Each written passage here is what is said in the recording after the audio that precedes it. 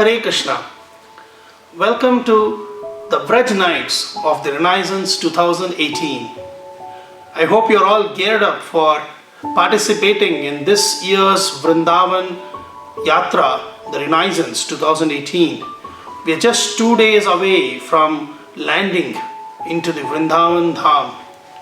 So every day we have been covering various Leelas of the Lord in Vrindavan, and we will begin today with description of various deities of Vrindavan, continuing from yesterday. Let us begin with the prayers. Namah Vishnu Padaya Krishna Presthaya Bhutale Srimate Bhakti Vedanta Swami Niti Namine Namaste Saraswate Deve Gauravani Pracharine Nirvishesha Shunyavadi Paschatya Deshatarine Jaya Shri Krishna Chaitanya Prabhu Nityananda Shri Advaita Gadadhara Srivasadi Gaura Bhakta Vrinda Hare Krishna Krishna Krishna Hare Hare Hare Rama Rama Rama Hare Hare. Hare Krishna. So we have been hearing about the various pastimes and the glories of Vrindavan Dham over the last few nights. And in the last couple of days we have heard the stories and the glories of various deities of Vrindavan. We have been covering Radha Damodar and Radha Madan Mohan and Radha Shyam Sundar in yesterday's program. Today, let us continue this glories of Vrindavan's deities by discussing a few more deities of Vrindavan, which we are going to have darshan when we visit this holy dham. 5,000 years back, when Krishna appeared in this world and he performed his Leelas in Vrindavan, in Mathura and in Dwaraka, and he lived on the surface of the earth for 125 years. He gave a glimpse of the spiritual world for all of us to relish. And this was actually an advertisement of the spiritual world which the Lord was bringing forward, to invite all the residents of material world to become the customers for a tourism of the spiritual world. And this spiritual world's glimpse is available in this holy dham of Vrindavan. And why is Vrindavan so special? One of the reasons is Vrindavan still holds that holy and sacred aspects of Lord Krishna which he presented when he came to this world 5,000 years back. Of course, this Vrindavan has undergone many changes and revisions over many generations, which we also discussed in the previous sessions. But still it retains its unique flavor through which one can become Krishna conscious simply by associating with this dham. So one of the important feature is Krishna has manifested himself in his very beautiful deity forms in Vrindavan. As we heard, there are more than 5,000 temples in Vrindavan, but there are out of them 7 principal deities, 7 principal temples of Vrindavan which were installed by the Goswamis. So among all these, there have been again further described that there are 3 principal deities of Vrindavan, and these 3 principal deities of Krishna, if one has darshan on a day, the different aspects of this deity cover a form of Krishna as he is in spiritual world. What does that mean? It is said that when Krishna disappeared from the surface of this earth 5,000 years back, the only person who was left behind from the Yadava's Kula was Vajranabha, the great grandson of Parikshit Maharaj, the great grandson, the grandson of Pradyumna and great grandson of Krishna.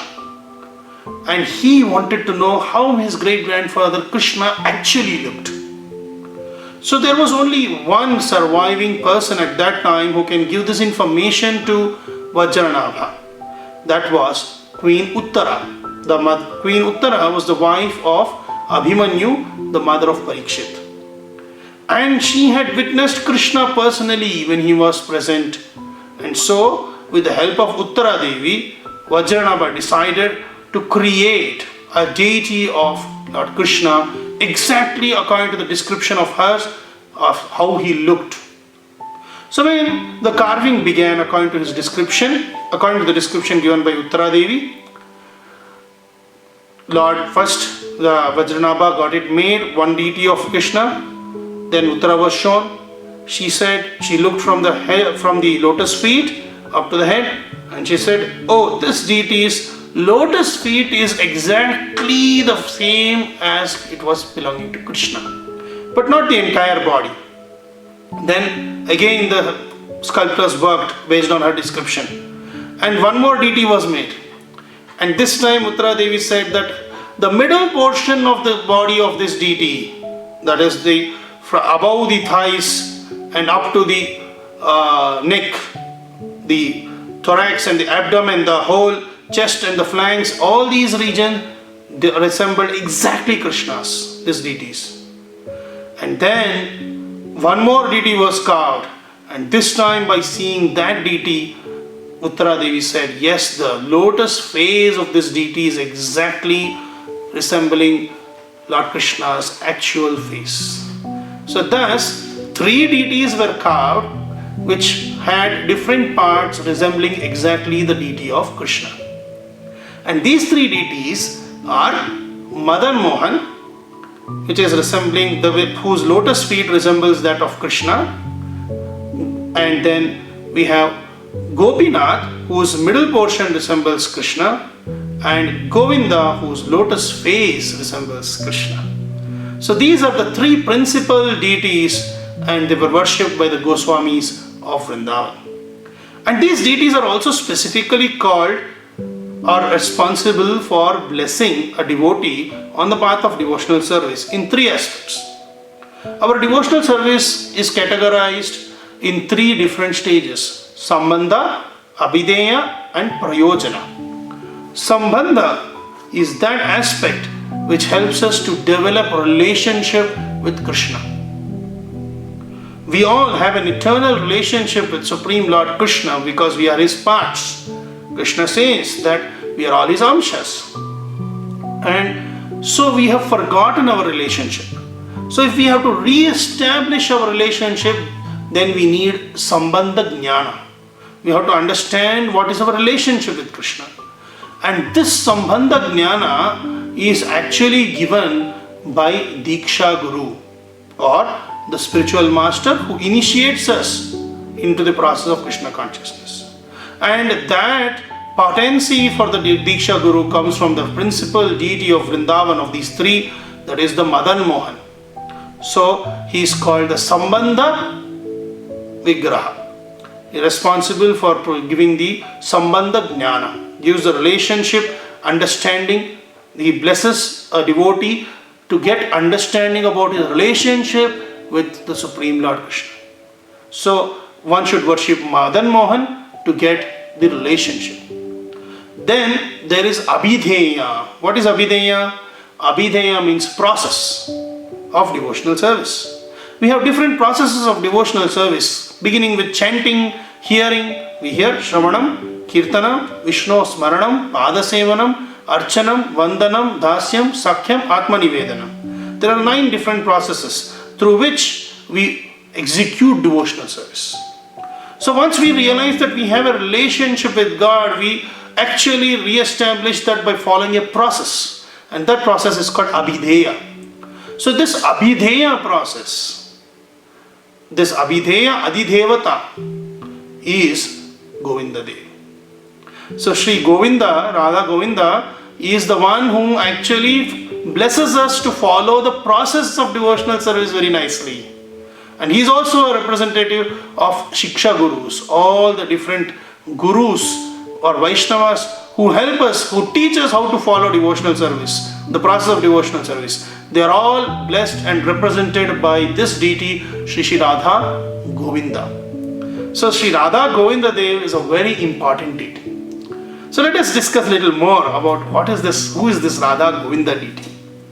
So Shri Radha Govinda ji is considered to be one of the most famous deities of Vrindavan and very, very, very popular not only in Vrindavan but all over North India and especially in the city of Jaipur, where the original Radha Govinda deities reside today. In the Raj Mahal of Jaipur, Shri Radha Govinda Dev resides and he is known to be the king of Jaipur.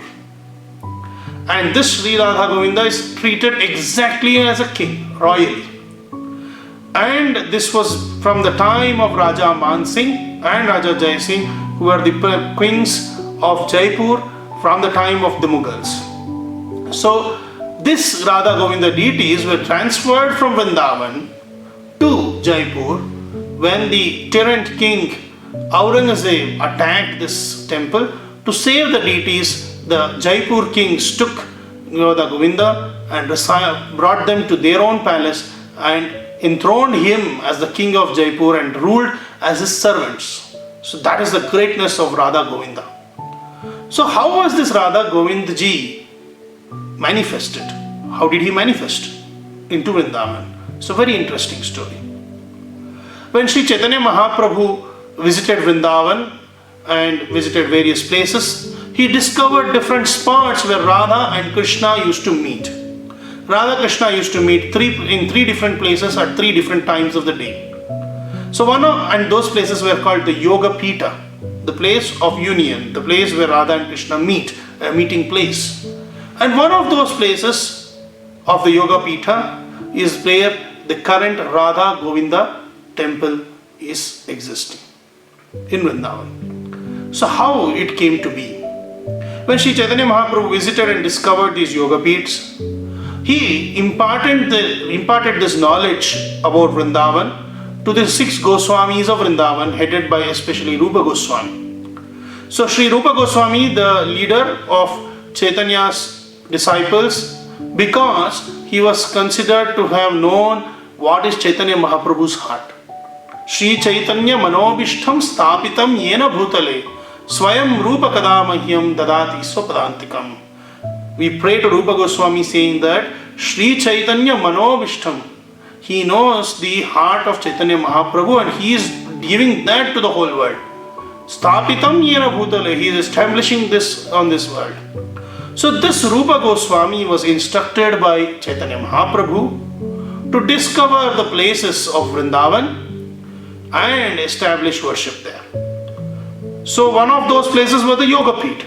So in the Yoga Pit, Chaitanya Mahaprabhu had a desire that Krishna has to be worshipped. Now he had been told that, Rupa Goswami had been told that he has to install deities. And he was told that there is a deity, very wonderful deity called Govinda, which Chaitanya Mahaprabhu wanted to be installed there and worshipped along with Radharani. But Rupa Goswami went searching for this Radha Govinda deity everywhere, but he could not find anywhere. Feeling very disappointed, and he was crying, calling out to Chaitanya Mahaprabhu, "Ha Chaitanya, ha Gauranga," and he was disappointed and he was sitting down and crying there near the Yoga Pit. At that time, very charming young cowherd boy came in front of Rupa Goswami. And he said, "Baba, why are you crying? Why are you disappointed?" So then Rupa Goswami, he said, he was so charmed by this boy, and he told him, "My dear boy, I am here on the order of Chaitanya Mahaprabhu to install Govinda, Radha Govinda, but I am unable to find where he is, and therefore I am very disappointed." So this young boy said that, no, you do not know. I know where this Govinda is. I will show you. Actually, there is a place in this Vrindavan very nearby where there is one hole in the ground, and I see every day during the morning and the evening there is one cow which goes to this hole, and automatically by its own self it will start releasing the milk from its milk bags, and it pours into the hole. and all the milk that is poured gets disappeared. And there, underneath that hole, is this Govinda, who every day relishes that milk of this cow. So that is where Govinda is. I will take you there. I will show you that. So Rupa Goswami is overjoyed. He thought, oh, this boy has helped me find Govinda, where he is. Please lead me there. And he went along with this boy. And as soon as they reached that spot, it was the spot where that hole was there, and the milk had just dripped there, and Rupa Goswami could see the signs, and he thought that where is Govinda? And he started looking into the hole, and he found the charming deity of Govinda inside. And then he looked up, and for his surprise, that boy who brought him there had disappeared. So Rupa Goswami understood that actually this is Govinda himself.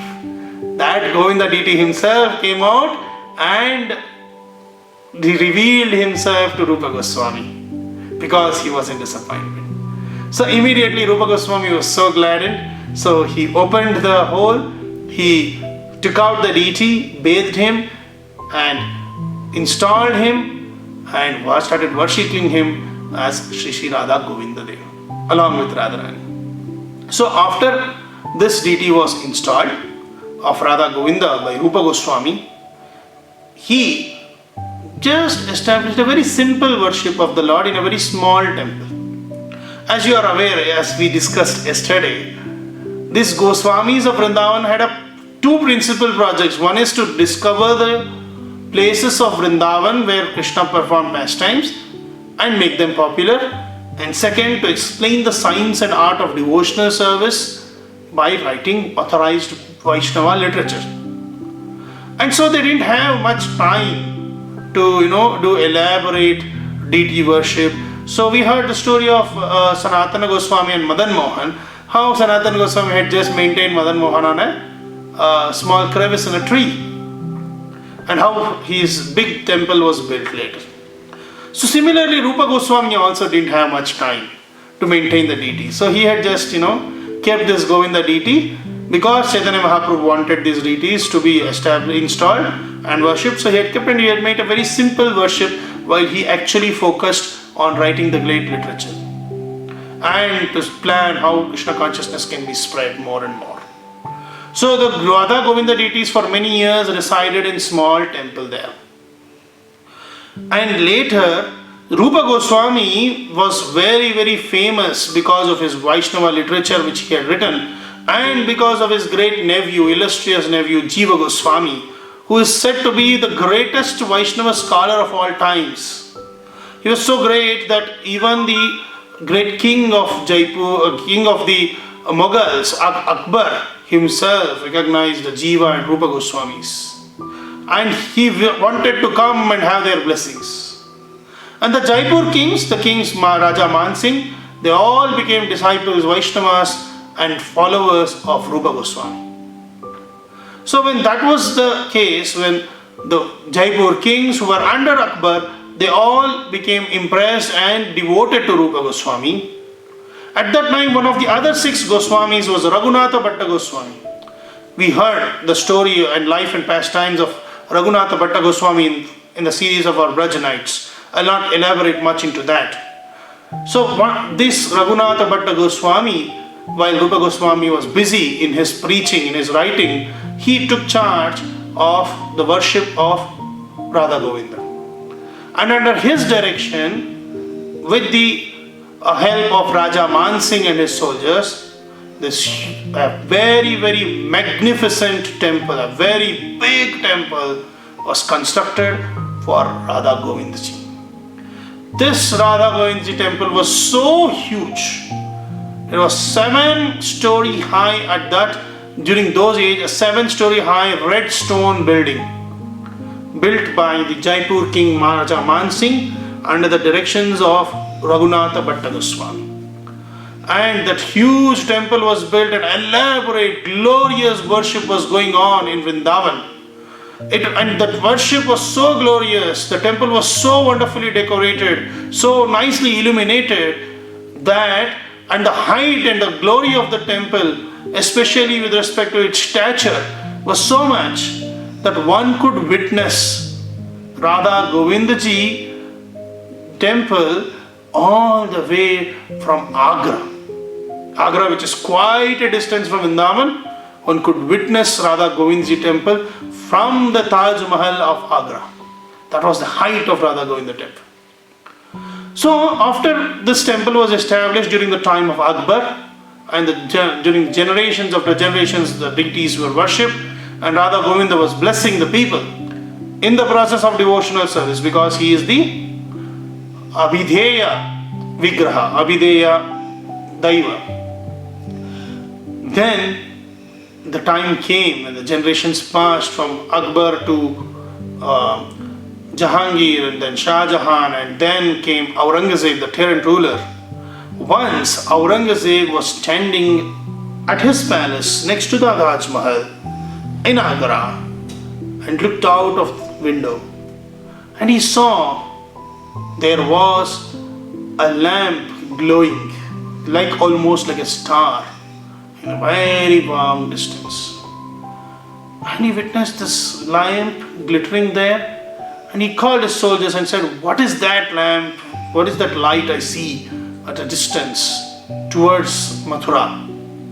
What is that light? Where is that light coming from?"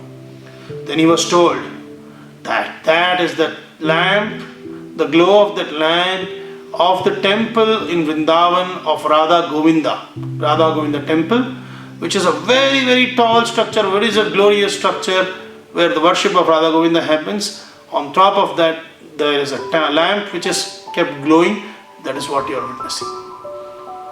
This Aurangzeb became so envious when he heard this, and he thought, how could a Hindu temple, a Hindu deity be glorified so much in my kingdom, more than a mosque, more than a masjid? There should be no other structure which is higher or taller than ours. So we have to raise it down, we have to destroy it. So he ordered the army and he set foot, he sent his army, and he himself started to come to Radha Govinda temple to break it down, to raise it down. So all the soldiers came and they began plundering the temple, they took the treasures, and when they were coming towards the temple, the Jaipur kings, Raja Man Singh, understood that this is going to be an attack, an imminent attack, and he was immediately informed the priests, and very carefully the deities, the original deities of Radha Govinda, were shifted. Before Aurangzeb and his followers came, the deities were shifted off to Jaipur, to his own palace. And that is where the Radha Govinda original deities now reside, in Jaipur. So the soldiers of Aurangzeb came, they plundered the temple, and they started from the top to break down the temple. They went up all the way, and from the top they started breaking the 7-story building. 1, 2, 3, and they were coming to the 4th from the top. And when they started breaking it, then almost an earthquake-like situation started appearing. The whole earth began to shake, and it was total chaos, and many of the soldiers started falling down from where they were, and they are falling down and getting grievously injured, and it was a very, very pathetic, very dangerous situation. Seeing this, Aurangzeb understood that, oh, this is not an ordinary temple. It seems like I have done a mistake, and it is going to have great loss for my army if I continue this. And he stopped the soldiers from continuing to raise the structure, and he left it, and they all fled. So currently, the 4 stories of this Govinda temple is what we get to witness in Vrindavan, and that itself is a huge structure. The 4 stories of Vrindavan's Radha Govinda temple look so big, and the other 3 stories were raised down by Aurangzeb, unfortunately. And within that temple, even now, there are the beautiful deities of Radha Govinda called the Pratibhu Murtis, which are replica deities of the Radha Govinda who are residing now in Jaipur, and they carry the same potency to bless people in the Abhideya Jnana. In the process of devotional service, they bless so that we can become strong. So we should pray to this Radha Govinda deities when we when we visit this temple, when we have darshan. We have to pray specifically to Radha Govinda Dev to give us the strength and the knowledge to follow the process of devotional service. The Shravanam, Kirtanam, Vishnu, Smaranam, Padasevanam, Archanam, Vandanam, Dasyam, Sakyam, Atma Nivedanam, all these processes by which we can attain Lord Krishna. We have to pray to Govinda Dev to give us this knowledge. There is a specific prayer which we should recite in front of Radha Govinda, which is mentioned in the Sri Chaitanya Charitamrita Adi Leela. So it talks especially about this Sambandha, about this Abhideya Jnana, and glorifies Lord Radha Govinda and their special features. It is as follows. Divya Vrindaranya Kalpadrumadaha Srimad Ratnagara Simhasanasthau Srimad Radha Srila Govinda Devo Preshtalibhi Sevyamano Smarami. What does this mean? In the temple of jewels in Vrindavan, Radha Govinda were living in the temple at that time, so glorious, in the temple of jewels. Underneath a desire tree, there was a Kalpa Vriksha. The Simhasana is under a Kalpa Vriksha. Kalpa Vriksha, Kalpa Drumadaha, Ratnagara Simhasanastha. The Simhasana, the throne of Lord Shri Radha Govinda, is with jewels, Radha, Ratnagara. And that is who? Srimad Radha, Srila Govinda Devo. Both of them are residing the couple with their confidential associates, and they sit upon this throne. Let us offer our respectful obeisances unto them. Shri Shri Radha Govinda Dev Ki Jai. So this is the Abhideya Deva, that is Shri Shri Radha Govinda Dev. Another principal deity of Vrindavan, as I said, among the three, Sambandha was Madan Mohan, Abhideya is Govinda, and Prayojana is Shri Shri Radha Gopinath. So Shri Shri Radha Gopinath deity is a very, very special deity who is situated in the Vamshi Vata of Vrindavan. So Shri Shri Radha Gopinath is called the Prayojana Deva. So he bestows us the result of devotional service. What is the result of devotional service? Very interestingly, the result of devotional service is devotional service itself. Bhakti is the result of bhakti. That means a devotee who performs bhakti, a devotee who performs devotional service is so satisfied with his devotional service that he simply wants to engage in more and more service of the Lord. And that satisfaction and that desire to render more and more devotional service is the result. And that result is bestowed by Shri Shri Radha Gopinath. So all our goal of rendering devotional service is achieved with the worship of Shri Shri Radha Gopinath. So this Gopinath bestows us with the result of devotional service because he is so charming. He is the one who charmed the gopis with his flute and called them in the dead of the night to give them the rasa of the rasa dance. And that is where he resides, in the Vamshi Vata. So Vamshi Vata is a place which is a banyan tree under which Lord Krishna stood in the dead of the night, and he played his flute, his Vamshi. And when he played his Vamshi, the gopis, wherever they were, in whichever condition, some of them were with their husbands, some of them were with their children, some of them were with their elders. They just abandoned everything and they just came running, hearing the flute, and they were charmed by this Krishna. And that is why he is called Gopinatha. He was the Lord of Gopis. So this Gopinatha is the Prayojana Deva, and he was discovered by one of the other Goswami called Paramananda Goswami, who is also a disciple of Sri Chaitanya Mahaprabhu. So this Paramananda Goswami was actually searching out for this deity in Vrindavan, and he found it in the bushes of Vamshivata. So this Gopinath, as I explained earlier, Vajranabha carved this deity under the direction of Uttara Devi. And Uttara Devi, when she saw this deity, she said the face of this deity, the middle portion of this deity is exactly like Krishna's. So his heart is of heart of Krishna himself. So that is Radha Gopinath. And that deity was then found by Paramananda Goswami, installed, and he was then handed over to one of his principal disciples called Srila Madhu Pandit Goswami. So Srila Madhu Pandit Goswami took over the worship of this Radha Gopinath, and he maintained the deity.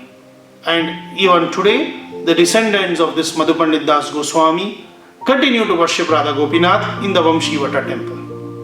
So this Radha Gopinath, who is in the Vamshivata temple, was also very unique and very special because of his unique associates who are residing with him in the altar. After Chaitanya Mahaprabhu's departure, Nityananda Prabhu and his consort Janava Mata continued the preaching of Krishna consciousness. One of the most powerful and impactful preachers of Krishna consciousness among the women folk in Vrindavan and in Gaudiya Vaishnava history was Srimati Janava Devi. Srimati Janava Devi is the consort, eternal consort of Nityananda Prabhu. She is a wife of Nityananda Prabhu. And she is a spiritual master. She gave Diksha and she initiated so many devotees and made them pure devotees and practiced Krishna consciousness under her directions. And this Janava Devi resided with this Gopinath and worshipped him with great care and love. So she also exhibited a form of Gopi Bhava as Gopinath to this Gopinatha and worshipped him in Vamshivata temple, and under her direction, under her guidance, the worship was happening from many, many generations. So when Janava Mata was in Gopinath temple and she was worshipping, so one night Janava Mata felt when she saw Gopinath and then Radharani. And Radharani's deity was very small compared to Gopinath's height. So she thought, oh, we have such a small Radha. How nice it would have been if the Radharani also matched the same height as our Gopinath. She thought like that. This was a night, and before the last arati, and then she performed her puja and this thing, and then she locked the doors and she went to bed. And in the dream, what happens? The same Gopinath comes in her dream, and he says, I want a bigger Radharani. Please install a deity who is matching my height.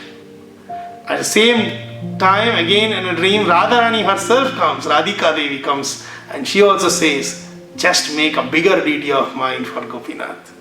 And then so Janava Mata puts all her efforts and makes one more deity of Radharani, which is bigger, and she installs this Radharani. In the same altar of Gopinath is also Mahaprabhu, Chaitanya Mahaprabhu as Gaura Gopala. So there the Lord Chaitanya Mahaprabhu wanted to reveal to the world who do not know who he is, that he is Radha Krishna Anya Nahi. He is none other than Radha Krishna. Radha Krishna are not different from him. He is Krishna who has come in the mood of Radharani. So he is having the Gaura complexion, the golden complexion, but he is holding a flute and playing. Very unique form of Mahaprabhu, where you never see Mahaprabhu with a flute, that you can see here. Chaitanya Mahaprabhu with his flute, playing the flute, is called the Gaura Gopala. These are the forms. And then there is a Lalita Sakhi, who is also next to Radharani in the Radha Gopinath altar. And there is Janava Devi herself. This is something very unique. Nityananda Prabhu's consort, Janava Devi, when she was about to depart from this world, from her physical body, she instructed her disciples that I want to eternally serve Gopinath and eternally be with him. So even if I am leaving my physical body, I have to continue. And she herself ordered a deity of hers to be made. According to her order, a deity of Janava Mata was made. And then she got it installed, even when she was physically present, she got it installed in the altar to stay with Gopinath. So many people raised objections. They thought, what is this? That to a lady and she's alive, how can you make a deity of her? Why? How can you put it in altar? Is it okay or not? There was a lot of debate. And then Gopinath himself revealed to the devotees by declaring that do not worry, do not doubt whether you should do this or not, because this Janava Devi is not an ordinary person. She is my Ananga Manjari. She is one of the Manjaris of the spiritual world, the assistants of gopis in the spiritual world. She is an eternal confidential associate of mine, like all the gopis, and so she deserves to be in our presence with us. So therefore, this deity of Janava Mata was also installed, and we can still have darshan of Janava Mata along with Gopinath and Radharani and Lalita Sakhi and Gaurav Chaitanya Mahaprabhu. So this is the deities of Radha Gopinath. So these were the two principal deities apart from the Madan Mohan whom we discussed yesterday. These are the other two deities which are prominent among the three principal deities of Vrindavan. The Sambandha deity being Madan Mohan, Abhideya deity being Govinda, and the Prayojana deity being the Gopinath. Let us conclude today's talk by discussing and by reciting this prayer of Shri Radha Gopinath, the Prayojana Deva. Shriman Rasa Rasarambhi Vamshivata Tatastitaha Karsham Venu Sanair Gopir Gopinatha Shriestunaha. This is the prayer of Radha Gopinath. Shriman Rasa Rasarambhi. He is the one who originated the rasa dance, who is the one who gave the rasa about rasa dance to the gopis. How did he do? By standing at Vamshivata. He stood at the Vamshivata, the banyan tree under which he plays the flute. Karshan Venu, he played the flute. Swanair Gopi, to attract the attention of the gopis. Swanair Gopi. And therefore he is called Gopinatha. Gopinatha Shriestunaha. Let him bestow us all his benedictions. What is the benediction he will bestow? Krishna Prema. That is the end result of the bhakti is Krishna Prema.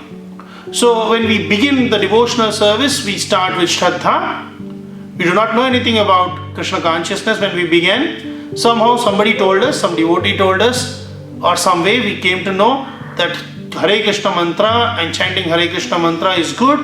Krishna is Supreme Personality of Godhead. We've had some kind of faith. We start with that faith and we start following. So Ado Shraddha, then we associate with devotees, Tata Sadhu Sangha, then we perform Bhajana Kriya, perform the devotional service itself. And by that anartha nivritti happens. All our anarthas, misgivings, wrong things, negative things will go away. Then we become established in bhakti, nishtha.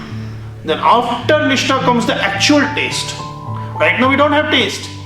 We don't feel great about chanting Hare Krishna, but we are doing because we have some faith and we are following the instructions of the devotees and spiritual master. So then nishtha comes. After nishtha comes ruchi, we get actual taste. And when we get taste, we want to do it again and again. We become asakti. After asakti, we develop the spiritual emotions towards the Lord, in relationship with the Lord, that is the bhava. And finally, we will attain the pure love of God, that is prema, Krishna prema. So, this process is called abhideya, and the prayojana is called Krishna prema.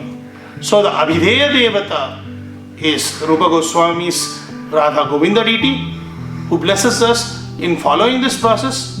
First of all, the establishing of the relationship happens by Madana Mohana of Sanatana Goswami.